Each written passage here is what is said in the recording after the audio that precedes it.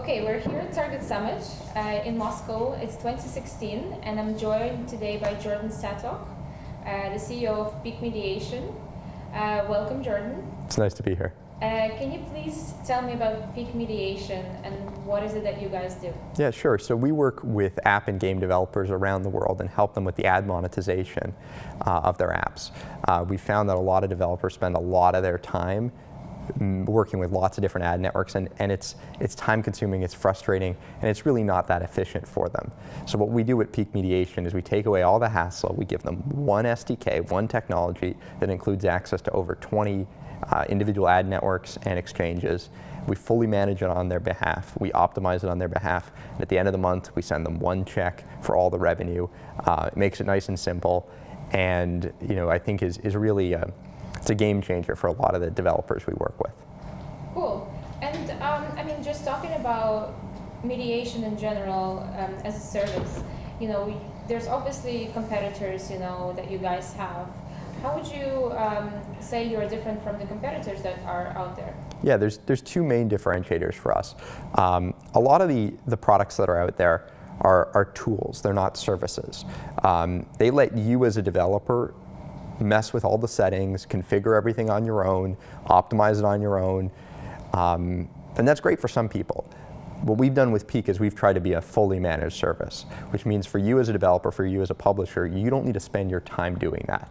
I was talking to one of our clients a few days ago, and he told me that before starting to work with Peak, he had a full-time team of 6 people managing his ad operations. He told me, I'm sorry for swearing, he said, ad operations is a fucking pain in the ass. That's what he said to me, and I think this resonates with our clients. They realize that their core competency, their skill as a company is not on managing their ad operations. They want to be great at making apps or games. They want to be great at marketing, great at community engagement, but they don't want to spend their time dealing with the ads, which are usually a smaller piece of their revenue. So that's the first differentiator for us is, again, we're a fully managed service. We're not just a tool. The second piece of it is the way that our business works. These mediation tools that are on the market oftentimes run their own ad networks, which places them in competition with the ad networks that are within the mediation. For us at Peak, we want to be completely neutral to who we work with. And it means that by having great relationships with all the ad networks and not being in competition with them, we can ultimately deliver better performance to our customers. We have great relationships. I just spent the last week in San Francisco with all of our ad network partners. And we have great relationships with all of them, and it means that frequently we'll call our partners, we'll meet with them in person, and we'll negotiate on our clients' behalf to get them the best rates. If you run your own ad network, as other mediation tools do. Okay, so obviously, monetization is a problem in the market, and what kind of apps do you see coming to your service, to be able to survive, to actually make some money with monetization with ads? Yeah, so I'll correct you in saying, to me, monetization is not a problem, it's an opportunity. For me, I look at the way that so many app and game developers are monetizing today, and they're leaving incredible amounts of money on the table. The average app and game developer is getting emails from all these ad networks every day pitching them on, try our ad network, we have highest CPMs, try ours, blah, blah, blah. So many emails, so many pitches, but again, it creates work for the developer. So the developers that are coming to us, our best customers, are people who have high quality apps and games and are overwhelmed. They're tired with just being hammered every day from all these ad networks, pitching them different solutions, and they're looking for someone just to take care of it, just to simplify their lives, allow them to focus on what they're best at, and not deal with just the overwhelming number. It's like there's a new ad network that launches every day. Even I get so many emails about it.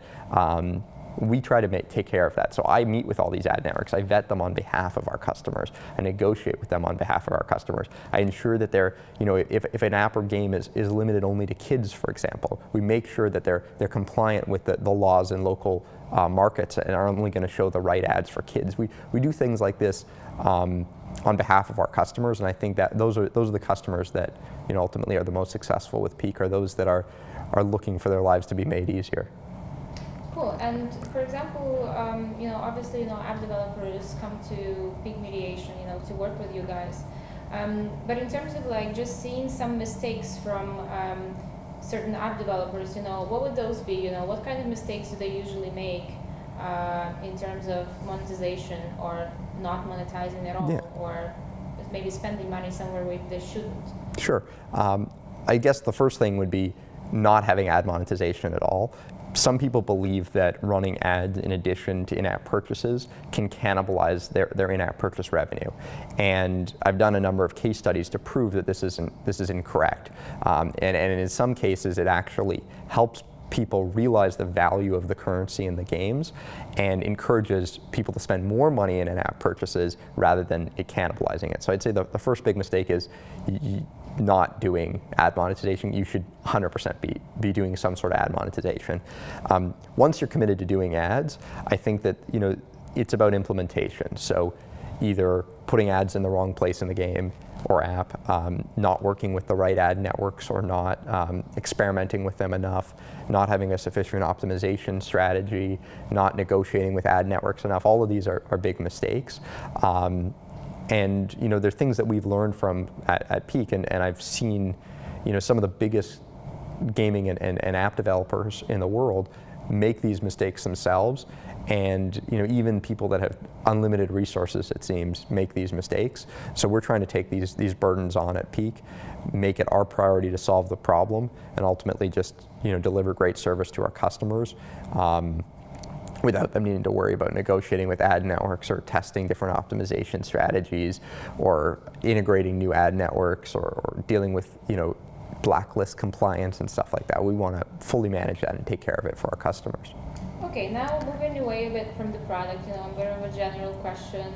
Now there's a lot of different trends in terms of app verticals, that are coming out to the market, and right now we see a trend of these social apps, that became so hyped, and people are just trying to build more social.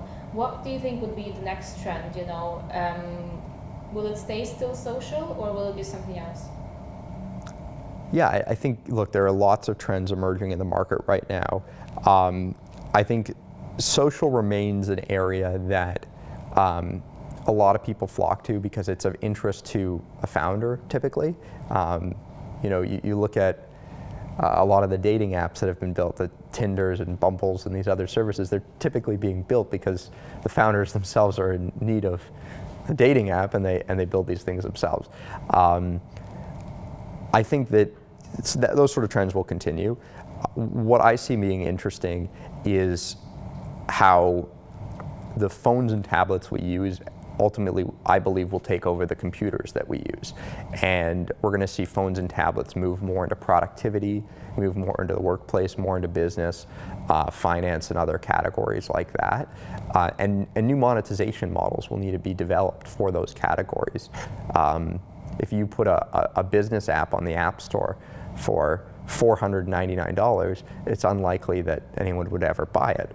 But the reality is, in a business environment, spending $500 for software is nothing. It's not a big deal. You think about how much Salesforce costs a year, or other CRM business tools cost. They're thousands and thousands of dollars per seat per year.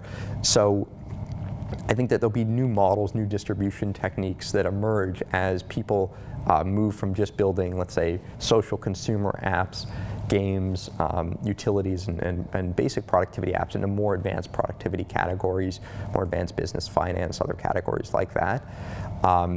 In addition to that, I think that there's going to be an interesting long-term trend as we see the consolidation of apps. It's been interesting seeing what Instagram has done, effectively copying Snapchat with some of their new moves. It begs the question of whether things are features or products. And I think right now we have a lot of apps that are just individual features, which will be consolidated either through acquisitions or honestly through just people copying each other. And we'll see more behemoths like Facebook emerge that are one place that lets you communicate, share photos, celebrate people's birthdays, buy gifts, do all this, play games. Facebook does everything. I think we're going to see more and more like that, where people want to go to a single destination to do a lot rather than having all these different apps for individual purposes. Cool. All right. I also know that this is your first time in Moscow. It is. And I want to ask you, if you're enjoying it, how do you feel about the whole event, because you also gave some speeches today. Did you feel, that people were engaged within your speech? Did they ask questions? How is the whole feel of Russia and Target Summit? Yeah, to be honest, I'm blown away by being here. This is my first time in Moscow, first time in Russia, and I think that we have a different perspective of Russia in North America. I was joking around with some of my colleagues that you watch an action movie and it's like the villain is always a Russian, and it's a ridiculous Hollywood portrayal of what Russia is, and it's ridiculous. It's just silly. The number of amazing restaurants that I've been to, the incredible service, the hospitality is incredible. The businesses are innovative and friendly. They're interested in international expansion and partnership. It's just like any other international city I've been to, and I'm very impressed by what people are doing here. I'd say that there's the one caveat to that is that you go to an event in Berlin, you go to an event in London, you go to an event in Hong Kong, and a lot of the partners there, a lot of the companies there, the vendors like ourselves, the sponsors are international companies who, if it's an ad company that's based in the US will come and sponsor something in London or Hong Kong. I don't see that here, and I think that's actually a big opportunity for international businesses who are looking at Eastern expansion.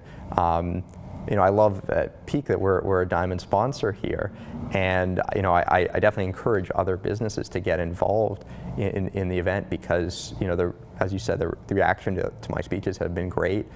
People seem to really warm up to what we're doing. The staff and the team at Target Summit have been great at translating when I don't understand things. So I think that there's humongous business opportunities, and it's going to be exciting as we follow up with some of the connections that we've met here and try to build long-standing business relationships together. Awesome.